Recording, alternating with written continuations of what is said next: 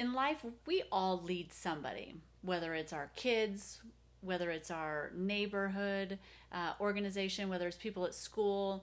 Somebody in our life is underneath of us and we lead them. And we have this opportunity as leaders to pour into people. We have an opportunity to teach them, to encourage them, to lift them up, to build them, to help them be the best version that they can be. We have this opportunity to help them reach and accomplish their dreams.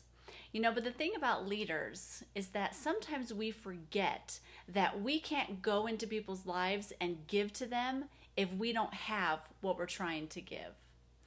You see, we can't give what we don't have. It's very simple, but sometimes we forget that. Sometimes we try to go and go and go and give and give and give so much that we forget that we too have to have certain things in our lives before we give them over to others. One of the things that is right off the top of my head I think of is our time. We so busy ourselves as leaders, doing, going, that we forget to take time and to prioritize our life.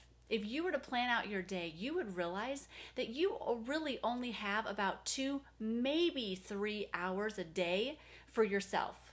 So what's your plan for that 3 hours? What's your priorities? For me, it's God, family, and then ministry. And so my whole day is wrapped around trying to have times of worship, trying to have times of prayer, trying to be with my family, trying to play games, trying to homeschool, do all those things. And for that 2 hours left in that day, that's when I take a hold of my ministry opportunities. That's when I do teachings. That's when I do YouVersion plans. That's when I do Bible studies. That's that time. And I have to say a no to a lot of things so that I have time to give in the areas and do ministry, do one of my priorities that I want to do. The other thing is significance.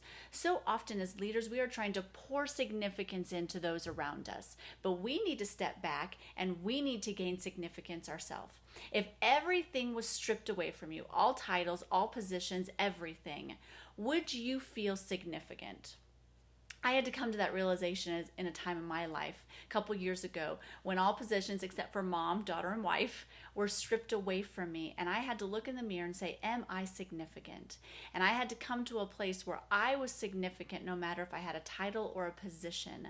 And because of that, I am in a position now to glorify God even more no matter what my title is or what my position is. And it's brought me to a closer place with Christ. And so I just want to encourage you, whatever it is, wherever you're at, wherever you're trying to go and whatever you're trying to give, make sure that you have what you're trying to give because you can't give what you don't have.